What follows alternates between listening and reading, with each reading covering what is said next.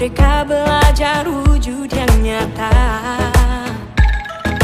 raih mimpimu juga cita-cita, generasi emas Indonesia. Profil belajar Pancasila tanamkan di dalam dada. Profil belajar Pancasila, cerdas berkarakter itu kita.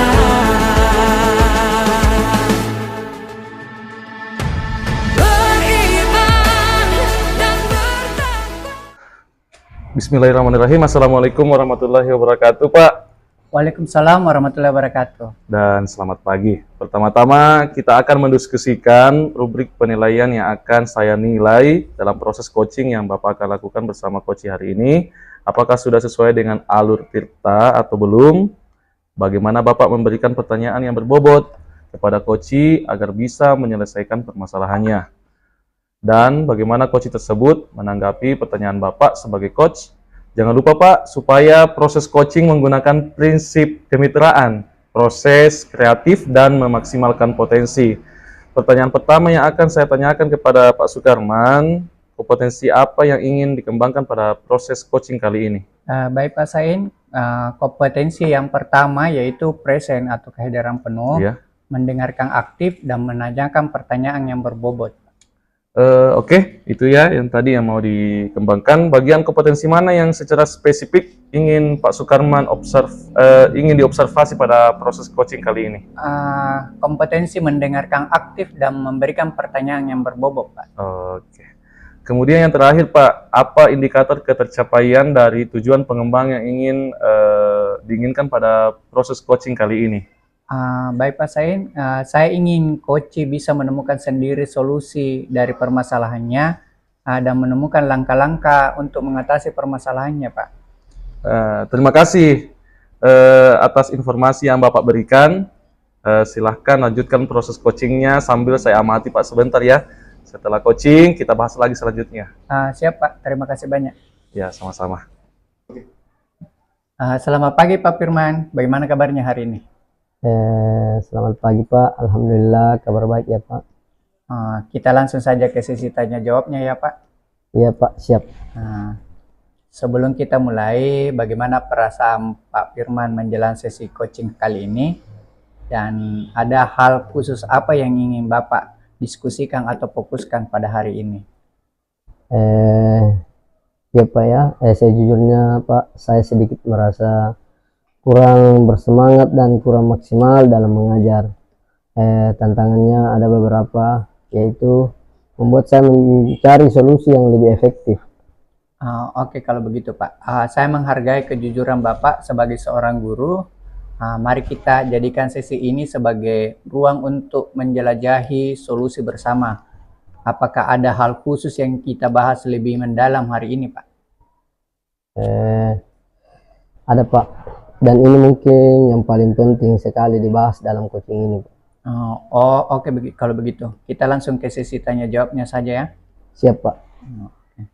Apa tujuan yang ingin Pak Firman capai dari sesi coaching kali ini? Saya ingin meningkatkan minat dan perhatian belajar siswa Pak, agar mereka lebih bersemangat dan antusias serta lebih aktif mengikuti pembelajaran yang saya jalankan Pak. Baik, apa definisi tujuan akhir yang Pak Firman ingin dalam coaching kali ini? Saya ingin setelah coaching ini Pak, ketika saya mengajar, saya bisa membuat murid saya lebih antusias dan tertarik mengikuti pembelajaran yang saya sampaikan Pak. Bagus kalau begitu keinginan Pak Firman. Selanjutnya, apa ukuran keberhasilan Pak Firman ingin dari coaching kali ini? Baik Pak, saya ingin melihat murid-murid yang saya ajar Pak terlihat bersemangat dan aktif dalam proses mengikuti pembelajaran, serta feedback yang baik dan positif murid-murid saya. Begitu pula dengan rekan sejawat Pak. Oke, sekarang mari kita masuk ke tahap identifikasi. Apa yang membuat siswa Pak Firman malas ke sekolah sejak ibunya yang meninggal? Dari apa yang saya amati, Pak, Andi tampak sangat sedih dan kehilangan semangat hidup. Dia menjadi pendiam, kurang berinteraksi dengan teman-temannya, dan sering iseng, tidak masuk sekolah. Oh, kok begitu. Jadi ceritakan lebih lanjut, Pak Firman, bagaimana perasaan itu muncul dari Andi? Perasaan itu muncul karena saya melihat perubahan drastis dari sikapnya, perilaku Andi yang setelah kejadian itu, dia biasanya aktif dan ceria, dan kini menjadi murung dan sering menyendiri, menjauhi teman-temannya. Oh, jadi Andi ini sering murung ya? Iya. Saya paham apa yang Bapak rasakan. Lalu bagaimana Bapak menghadapi situasi tersebut? Saya berusaha untuk mendekati Andi secara personal, mencoba mengajaknya berbicara dan memberikan dukungan emosional. Namun saya merasa cara ini belum cukup efektif untuk mengembalikan semangat Andi yang lalu. Oke, kalau begitu kita akan bersama-sama mencari solusi dan mengatasi hambatan ini. Apa ada hal lain yang ingin Bapak, Pak Firman, tambahkan? Saya hanya ingin Andi bisa kembali menikmati masa sekolahnya dan merasa bahwa dia tidak sendirian dalam menghadapi kesedihannya ini. Baik Pak Firman, sekarang mari kita merancang rencana aksi. Apa rencana Pak Firman dalam menghadapi tujuan yang diinginkan?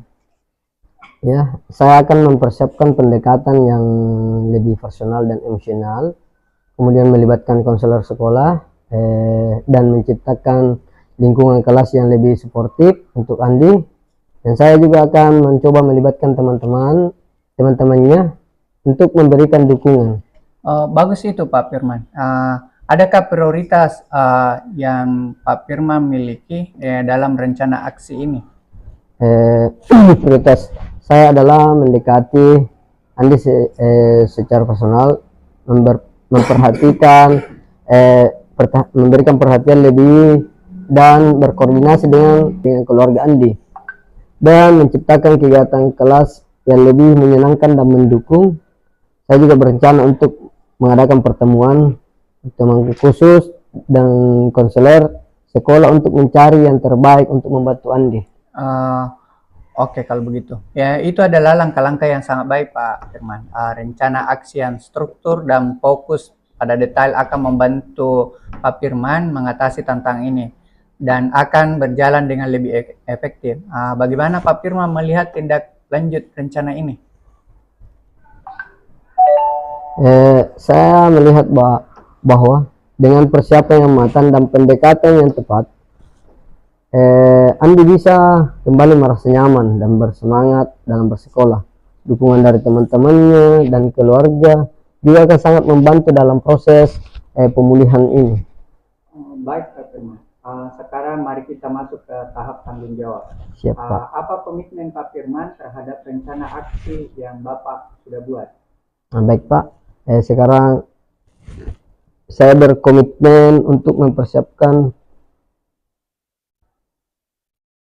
lebih mendalam, berkoordinasi dengan konselor sekolah dan menciptakan lingkungan kelas yang suportif.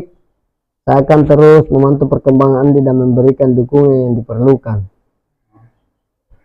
Baik, siapa dan apa yang membantu Pak Firman dalam menjaga komitmen itu? Saya akan meminta bantuan warga sekolah, rekan-rekan guru, dan keluarga Andi untuk memberikan dukungan yang diperlukan. Saya percaya dukungan mereka akan menjadi pendorong motivasi dan pemantik dalam perbaikan ke depannya. Oke, kalau begitu. Bagaimana dengan tindak lanjut dari kegiatan coaching ini?